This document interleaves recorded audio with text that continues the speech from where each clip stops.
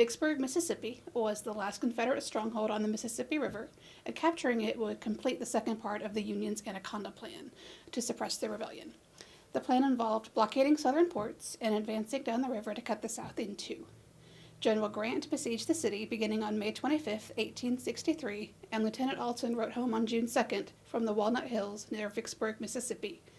I'm suffering terribly with the heat. We are camped in a deep hollow where air cannot get to us, and the sun comes down upon us with all his might, and we are suffering for it. We want a cool breeze from the north to expel the heat which we are now suffering, but we are all well and should be satisfied that it is no worse than it is. We still have the Rebs in Vicksburg hemmed in on all sides, and we are now very well fortified. If there were 3 times the force in the city that there is, we can hold them there if we are not attacked from the rear.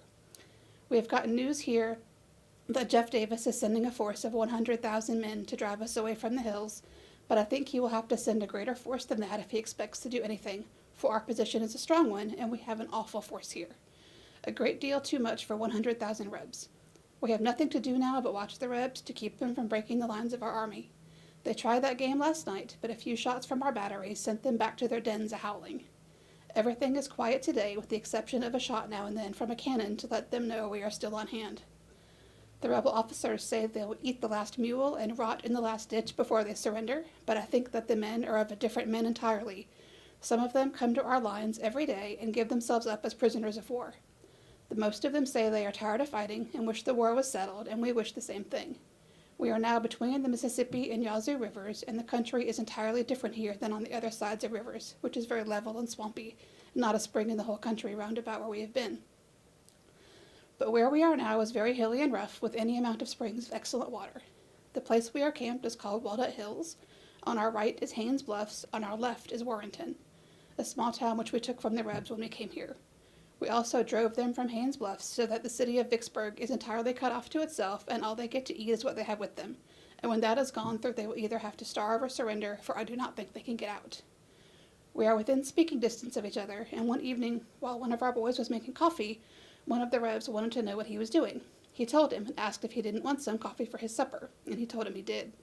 Our soldiers told him to come over and get it. The Reb asked if he would let him go back again, and he said he would.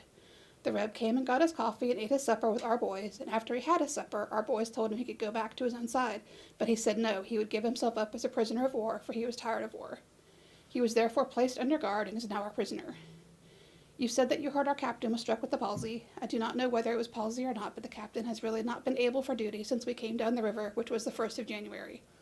I'm afraid he never will be with our company much more, for he can't stand the hardships that soldiers have to go through. He is now talking of resigning and going home as soon as this fight is over.